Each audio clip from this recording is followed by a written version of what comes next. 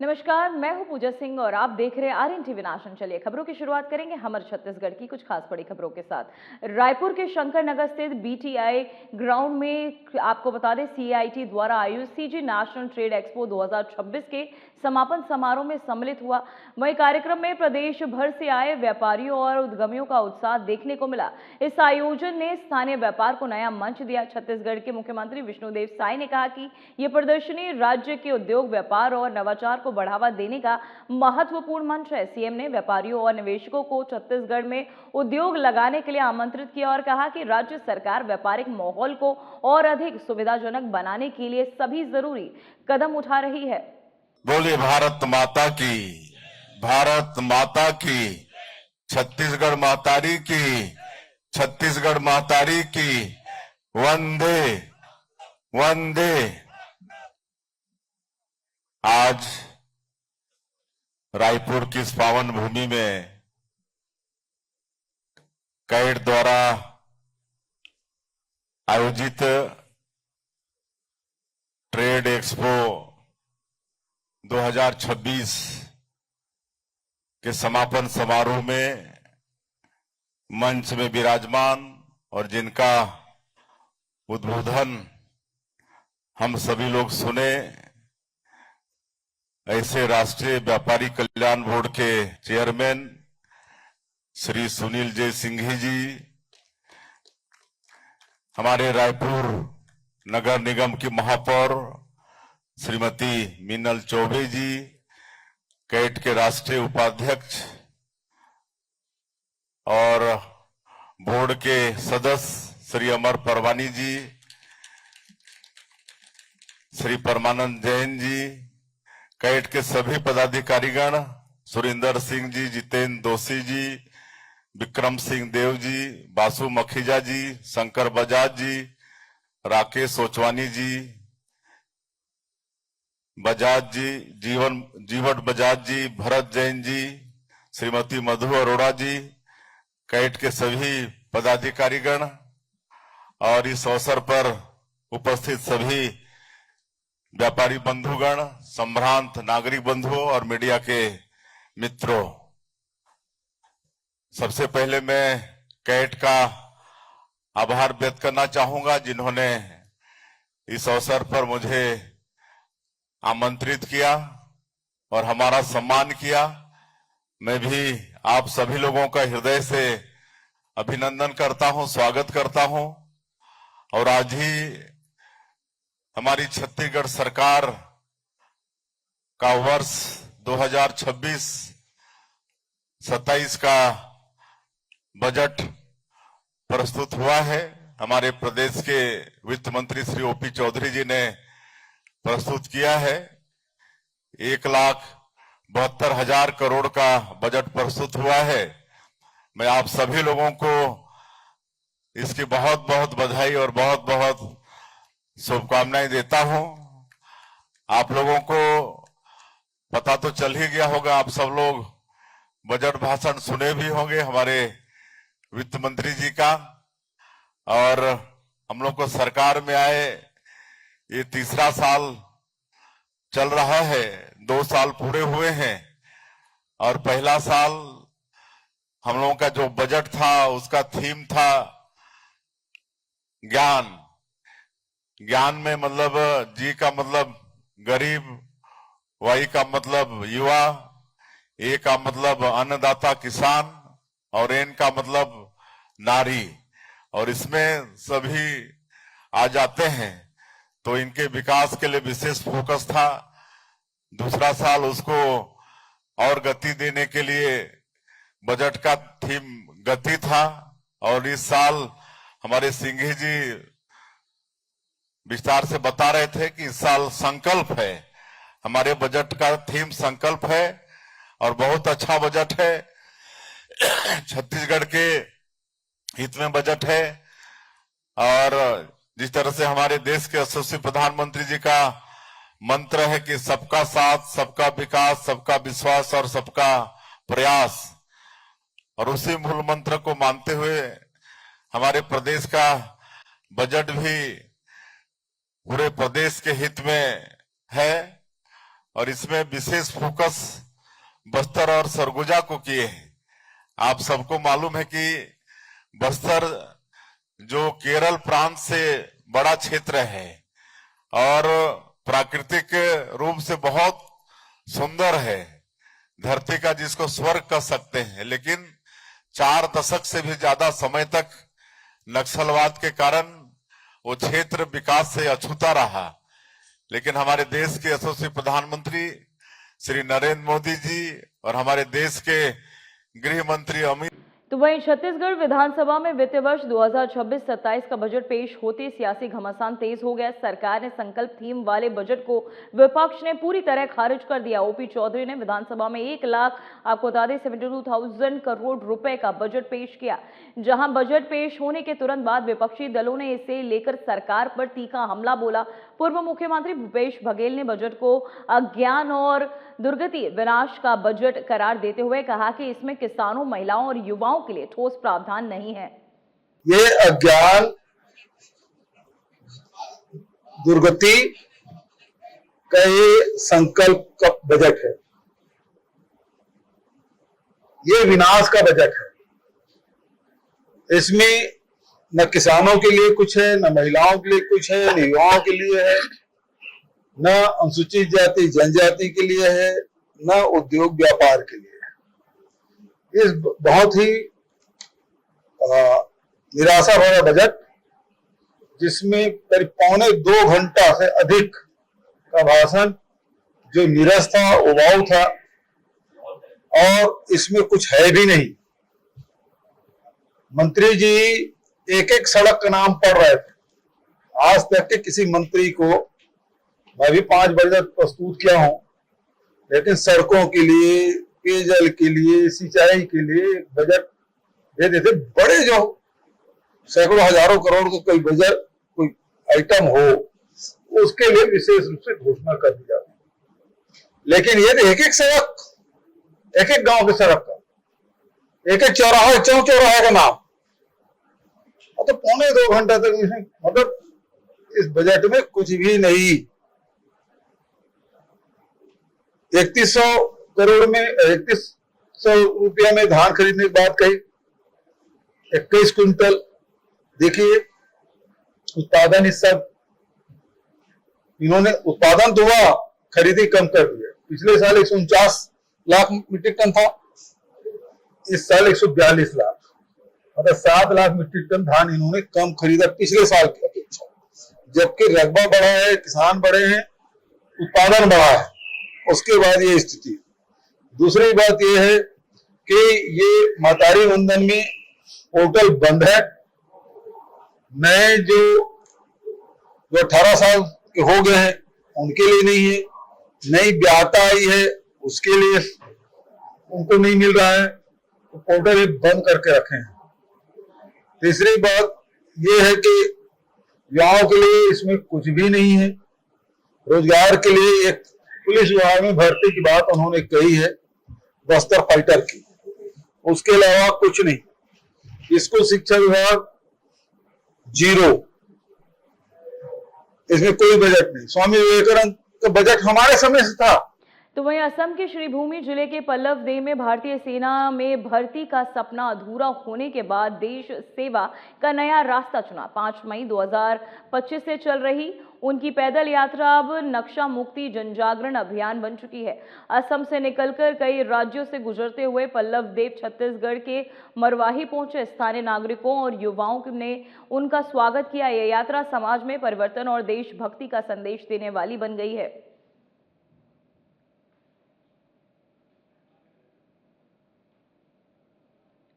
सबसे पहले अपना भारत माता की जय। जय हिंद, जय भारत, जय जवान, जय किसान। मेरा नाम है पल्लव देव और मैं आसाम श्रीभूमि जिला से संपूर्ण भारत यात्रा कर रहा हूँ और मेरा यात्रा का लक्ष्य भारत को विश्व गुरु बनाना।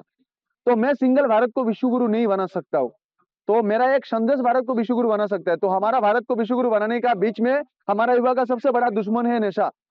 तो हम तो नशा नहीं करते, इसलिए हम चाहते हैं अपना देश का जितना भी युवा है वो नशा ना करे। हम अगर नशा नहीं करेंगे, हमारा स्वास्थ्य ठीक रहेगा, हमारा भारत सुरक्षित रहेगा और हम किसी भी क्षेत्र में, हम ओलंपिक में देख लो, कोई भी जगह में हम सिर्फ 10 नहीं 100 गोल्ड मेडल ला सकते। तो इसको युवा को समझना पड़ेगा। हमारा आसाम का एक रहने वाला भाई है जो कि पैदल पूरा भारत भ्रमण कर रहा है, 10 महीना से गाड़ी को त्याग दिया है और अभी डिजिटल इंडिया के जमाने में अपने देश के लिए मैं युवा के लिए मैं गाड़ी भी त्याग कर चुका हूँ। तो अपना देश का युवा को समझना पड़ेगा कि हमारा भारत का एक छोटा सा गांव से निकला हुआ पल्लव भैया जो कि अपना देश के लिए गाड़ी भी त्याग कर चुके हैं, तो उनके लिए, हमारे इस भारत के लिए हम क्या नशा का त्याग नहीं कर सकते? हम अगर नशा का त्याग करेंगे तो मैं प्रॉमिस करता हूँ आज से 50 साल बाद भारत को विश्व गुरु बनाने से कोई नहीं रोक सकता। तो वहीं उड़ीसा से गांजा की बड़ी खेप लेकर जगदलपुर सप्लाई करने आ रहे अंतर्राज्यीय गिरोह के 2 सदस्यों को पुलिस ने गिरफ्तार किया है।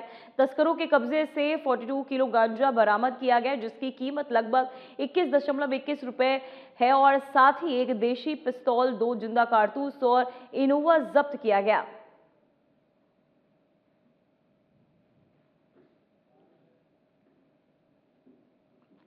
बस्तर पुलिस की नशे के खिलाफ लगातार मुहिम जारी है और इसी कड़ी में कल बोधघाट थाने में सूचना मिली कि 2 व्यक्ति संदिग्ध अवस्था में आड़ावाल चौक के पास में दिखे हैं, जिनकी गाड़ी में गांजा होने की सूचना हमको मिली थी। सूचना पर तत्काल पुलिस द्वारा घेराबंदी करके 2 व्यक्तियों को पकड़ा गया और उनकी गाड़ी की तलाशी ली गई, तो उसमें से लगभग 42.5 किलो गांजा बरामद हुआ है और साथ ही साथ गाड़ी से एक देसी पिस्टल और कुछ जिंदा कारतूस भी बरामद हुए हैं।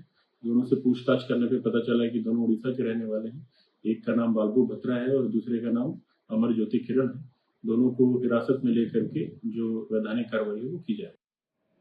तो वहीं छत्तीसगढ़ सरकार ने 4 मार्च 2026 यानी होली के दिन राज्य में ड्राई डे घोषित किया है। आबकारी विभाग के आदेश के अनुसार पूरे राज्य में शराब की बिक्री पूरी तरह प्रतिबंधित रहेगी। इस दौरान सभी देशी और विदेशी मदिरा दुकानें, बार, क्लब और होटल बार बंद रहेंगे। आबकारी विभाग ने उल्लंघन करने वालों के खिलाफ कड़ी कार्यवाही करने और अवैध भंडारण और परिवहन पर सख्त निगरानी रखने के निर्देश भी दिए हैं। जिलों के अधिकारियों को आदेश का कड़ाई से पालन सुनिश्चित करने और जनता को भी इसका पालन करने के लिए जागरूक करने का निर्देश दिया गया।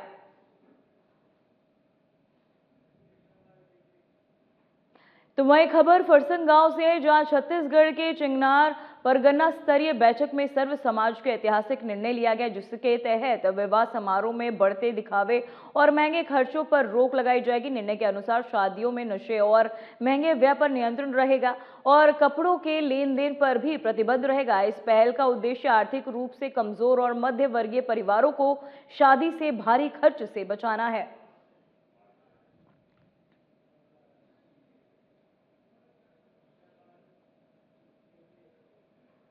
तो वहीं राजनांदगांव में बीते 22 फरवरी को जिले के डोंगरगढ़ थाना क्षेत्र अंतर्गत ग्राम भैरसरा स्थित आम बगीचा में एक महिला का शव मिलने का मामला प्रकाश में आया था, जिसमें पुलिस जांच में हत्या का मामला दर्ज कर विवेचना कर रही थी। वहीं पूरे मामले में पुलिस को 48 घंटे के भीतर इस हत्याकांड को सुलझाने में कामयाबी हासिल हुई और पुलिस ने मृतका के पति सहित 3 आरोपियों को गिरफ्तार किया है।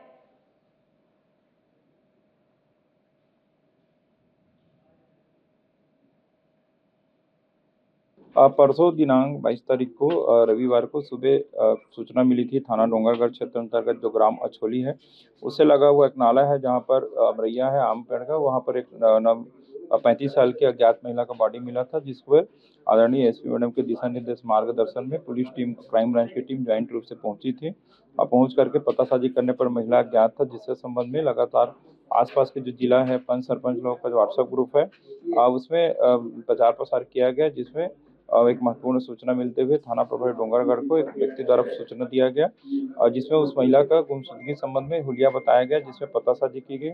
इसी प्रकार से क्राइम ब्रांच द्वारा लगातार सीसीटीवी फुटेज खंगाले जा रहे थे, जिसमें महत्वपूर्ण क्लिप मिला, जिसको ज्वाइंट करके पता करने पर जो महिला है वर्तमान में चौकी चिखली के मोतीपुर क्षेत्र अंतर्गत रहने वाली थी, पूर्णिमा नाम की महिला थी और ये जो है सुनील गोण करके आदमी था, उसके साथ शादी करके रह रही थी और जिसके द्वारा चरित्र शंका को लेकर के अपने जो दोस्त था ज्योतिष सिंह से मिल करके उस दिन घटना को अंजाम देना पाया गया। इसके साथ ही साथ महत्वपूर्ण इसका जो ये कपड़े थे जो खून से लगा हुआ था, उसको एक इसका और दोस्त जो कि एक आर्मी मैन है नीलकंठ साहू अर्जुंदा बालोद का रहने वाला, उसके द्वारा जला करके साक्ष्य को नष्ट करना पाया गया। जिनके खिलाफ धारा हत्या के और साक्ष्य छुपाए के तहत अपराध पंजीबद्ध किया गया है। पुलिस टीम द्वारा लगातार इसमें मेहनत करके क्राइम ब्रांच की टीम द्वारा तीनों आरोपी को पकड़ने में 20 से 25 जगह रेड करके महत्वपूर्ण सफलता प्राप्त किया गया है। तीनों आरोपी गिरफ्तार करके आगे विवेचना की जा रही है। तो वहीं एमसीबी जिले के केलहरी थाना क्षेत्र अंतर्गत आने वाले तिलोखन में हुई एक दर्दनाक सड़क दुर्घटना में 3 लोगों की मौके पर ही मौत हो गई। पूरे इलाके में शोक की लहर फैल गई। मृतकों की पहचान अवरेश और साथी मोनू दोनों सगे भाई बताए जा रहे निवासी आपको बता दें राजकुमार तथा तीसरे मृतक श्याम सिंह गोड़ निवासी ग्राम घाघरा के रूप में हुई है। पुलिस का कहना है कि जल्द ही आरोपी वाहन को चालक की पहचान कर कार्यवाही की जाएगी।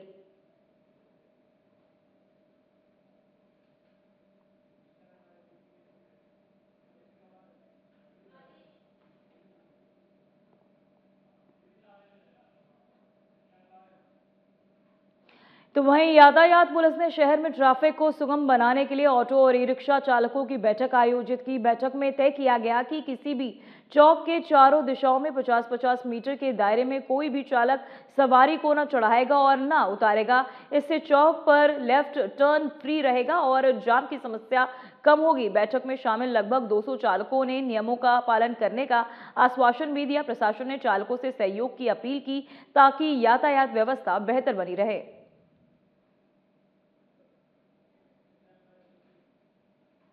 तो वहीं बरमकेला के ग्राम पंचायत झाल में एक पड़ोसी ने धारदार हथियार से हमला कर सोते हुए परिवार के 3 लोगों की बेरहमी से हत्या कर दी, जिसमें 3 साल का मासूम भी शामिल है।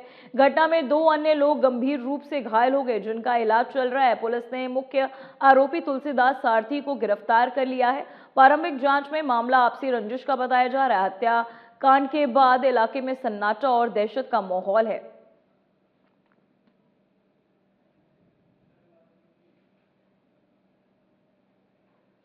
तो वहीं पूर्व मुख्यमंत्री भूपेश बघेल गिद्धौरपुरी मेला जाते समय नगर पंचायत लमन में पहुंचकर जैत खम्भ में पूजा अर्चना की। इस अवसर पर उनके साथ लगभग 15 विधायकों का काफिला भी मौजूद रहा। भूपेश बघेल ने स्थानीय लोगों से मुलाकात की और मेला क्षेत्र की धार्मिक एवं सांस्कृतिक महत्व पर भी जोर दिया। स्थानीय नागरिकों ने उनके आगमन का स्वागत किया और साथ ही इस मौके पर शांतिपूर्ण एवं सौहार्दपूर्ण माहौल बना रहा।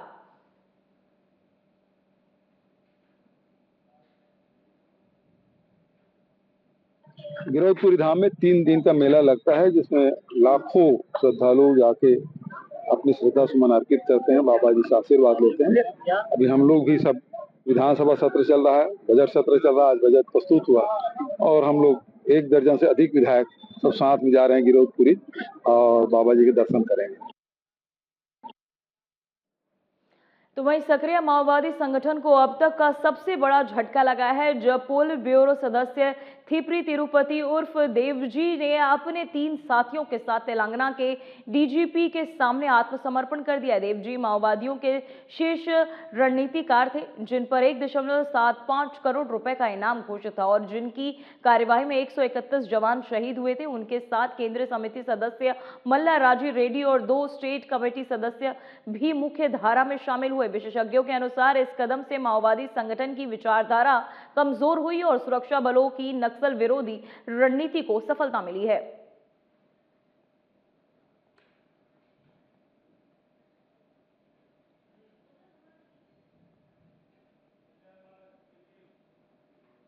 तो वहीं बीजापुर जिले की शासकीय मदिरा दुकानों में स्थानीय आदिवासियों को ओवर रेट में शराब बेचे जाने और ठगी का मामला सामने आया। रिपोर्ट्स के अनुसार दारू पर 20 से 50 रुपए तक अतिरिक्त शुल्क लगाया जा रहा है। जिला आबकारी अधिकारी चंद्रहाउस यदू के रहते हुए भी कार्यवाही नहीं की जा रही है, जिससे 60 गांठ का शक जताया जा रहा है। वहीं आबकारी आयुक्त आर संगीता ने स्पष्ट किया कि किसी भी प्रकार की ओवर रेटिंग बर्दाश्त नहीं की जाएगी।